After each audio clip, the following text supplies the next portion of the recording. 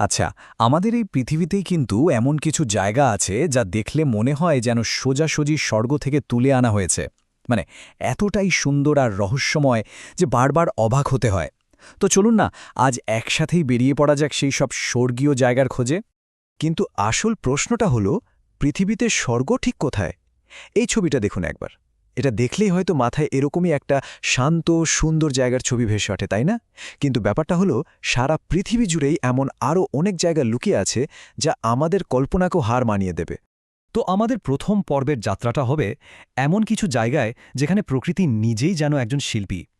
এখানকার আলো আর রঙের খেলা দেখলে মনে হয় এ তো আমাদের কল্পনারও বাইরে। চলুন তাহলে দেখে আসা যাক প্রকৃতির সেই জাদুকরী রূপ।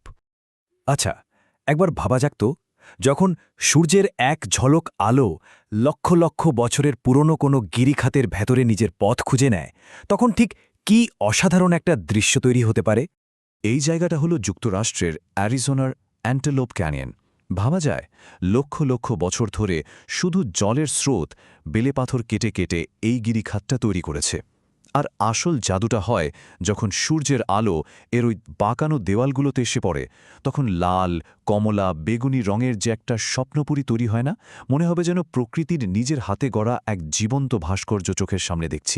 এবার চলুন মাটির পৃথিবী থেকে একটু আকাশের দিকে তাকাই। দেখব প্রকৃতির সবচাইতে বড় আর স্পেকট্যাকুলার লাইট শো, অরোরা বা নর্দার্ন লাইটস। বিশেষ করে আইসল্যান্ডের মতো জায়গা থেকে রাতের আকাশে ওই সবুজ বেগুনি আলোর নাচ দেখা সে এক অবিস্মরণীয় অভিজ্ঞতা। ইউনেস্কো কিন্তু এই প্রাকৃতিক বিস্ময়কে স্বীকৃতি দিয়েছে। আচ্ছা, আমাদের পরের জায়গাটায় একটা বাগান, কিন্তু এর সাথে জড়িয়ে আছে একটা বিশাল সংখ্যা, ৭০ লাখ। কি হতে পারে এটা? কোনো ধারণা? চলুন রহস্যটা ভেদ করা যাক। এই ৭০ লাখ হল নেদারল্যান্ডসের কিউকেনহফ বাগানে প্রতি বছর যতগুলো টিউলিপ ফোটে তার সংখ্যা। হ্যাঁ, ঠিকই শুনছেন, ৮০ একরের এই বিশাল বাগানটাকে গার্ডেন অফ ইউরোপ বলা হয়। আর বসন্তের ওই কয়েকটা মাস পুরো জায়গাটা হয়ে ওঠে পৃথিবীর অন্যতম রঙিন একটা ক্যানভাস, যেদিকেই তাপানো যায় শুধু রঙের মেলা। আলো আর রঙের এই অধ্যায়টা আমরা শেষ করব জাপানের কাওয়াচি ফুজি গার্ডেনের এই উইস্টেরিয়া টানেল দিয়ে। এপ্রিল থেকে মে মাসের মধ্যে এই ফুলের টানেলের নিচ দিয়ে হেঁটে যাওয়ার যে অনুভূতি, সেটা সত্যি স্বর্গীয়। চারদিকে শুধু ফুল আর ফুল, মনে হয় যেন অন্য কোনো এক প্রশান্তির জগতে চলে এসেছি। আমাদের এই পৃথিবীর সৌন্দর্যের একটা বড় অংশই কিন্তু জলের সাথে জড়িত। তো এবার আমরা এমন কিছু জায়গায় যাব যেখানে জল তার নানা রূপে এমন সব অবিশ্বাস্য দৃশ্য তৈরি করেছে যা দেখলে অবাক হতে হয়। আচ্ছা, পৃথিবীর সবচেয়ে বড় আয়না বলতে কি মনে হয়? এটা কিন্তু মানুষের তৈরি কোনো আয়না নয়, বরং প্রকৃতির নিজের তৈরি এক বিস্ময়। কোথায় হতে পারে বলুন তো এই জায়গাটা? এই জায়গাটা হলো বলিভিয়ার স্যালার দে ইউনি, পৃথিবীর সবচাইতে বড় সল্ট ফ্ল্যাট বা লবণভূমি। আসল ম্যাজিকটা হয় বর্ষাকালে, যখন এর ওপর জলের একটা পাতলা আস্তরণ জমে যায়, তখন এটা আস্ত একটা বিশাল আয়না হয়ে ওঠে। আর তাতে আকাশের যে নিখুঁত প্রতিবিম্ব দেখা যায়, অবিশ্বাস্য। এখানে দাঁড়ালে মনে হবে আকাশ আর পৃথিবীর সব ভেদাভেদ যেন মুছে গেছে। জলের কথা বললে তো মালদ্বীপের ছবি সবার আগে মাথায় আসে। এখানকার বারোস আইল্যান্ডের মতো জায়গাগুলোতে শুধু জলের উপরেই নয়, জলের নিচেও আছে এক রঙিন দুনিয়া। ওই যে স্বচ্ছ নীল জল, তার নিচে প্রবালের বাগান আর ঝাঁকে ঝাঁকে রঙিন মাছ, সব মিলিয়ে মনে হয় যেন প্রকৃতির নিজের তৈরি একটা বিশাল অ্যাকোরিয়াম।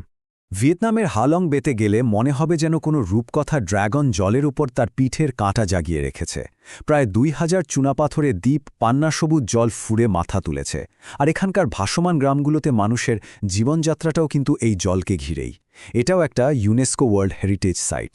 থাইল্যান্ডের ফিফি আইল্যান্ডস নামটা শুনলেই মনে হয় যেন কোনো পোস্টকার্ড থেকে উঠে আসা ছবি।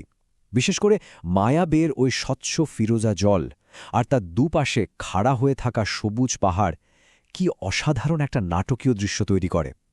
আর যারা একটু অ্যাডভেঞ্চার ভালোবাসেন, তাদের জন্য ডাইভিং বা রক ক্লাইম্বিংয়ের সুযোগ তো থাকছে। তো সবশেষে চলুন ঘুরে আসা যাক এমন কিছু ল্যান্ডস্কেপ বা ভূখণ্ড থেকে যার বিশালতা আর অদ্ভুত গঠন আমাদের কল্পনাকেও হার মানিয়ে দেয়। এই জায়গাগুলো এতটাই আলাদা যে অনেক সময় এগুলোকে পৃথিবীর বাইরের কোনো জায়গা বলেও ভুল হতে পারে। সমুদ্রপৃষ্ঠ থেকে প্রায় ১৪,০০০ ফিট উঁচুতে প্যাংগং লেক, চারদিকে রুক্ষ পাহাড় আর তার মাঝে টলটলে নীলজল। দেখলে মনে হবে যেন অন্য কোনো গ্রহে এসে পড়েছি। তবে এখানকার সবচেয়ে বড় সারপ্রাইজ হল এর রং বদলানোর খেলাটা। কখনো এটা আকাশী নীল, তো কখনো আবার পান্না সবুজ। চীনের হুনান প্রদেশের ঝাংজিয়াজি ন্যাশনাল ফরেস্ট পার্ক। এই দৃশ্যটা হয়তো অনেকের কাছেই বেশ চেনা চেনা লাগছে, তাই না? কারণটা হলো বিখ্যাত সব সিনেমাতে কিন্তু এখান থেকেই অনুপ্রেরণা নেওয়া হয়েছে। এখানকার ওই যে সোজা হয়ে দাঁড়িয়ে থাকা কোয়ার্ড স্যান্ডস্টোনের পিলারগুলো, এগুলো সত্যিই এক অবিশ্বাস্য প্রাকৃতিক ভাস্কর্য। ফিলিপাইনের পালাওয়ান দ্বীপকে অনেকে বলেন লুকানো স্বর্গ। এখানে যে শুধু সুন্দর সুন্দর বিচ আছে তাই নয়, আছে এক অবাক করা ভূগর্ভস্থ নদী, যেটা সোজা চুনাপাথরের গুহার ভেতর দিয়ে বয়ে চলেছে। সাগরের মাঝখানে দাঁড়িয়ে থাকা এই সবুজ দ্বীপপুঞ্জগুলো এক কথায় বলতে গেলে অসাধারণ। হিমালয়ের একেবারে কোলে অবস্থিত নেপালের পোখারাকে বলা হয় নেপালের ভূস্বর্গ।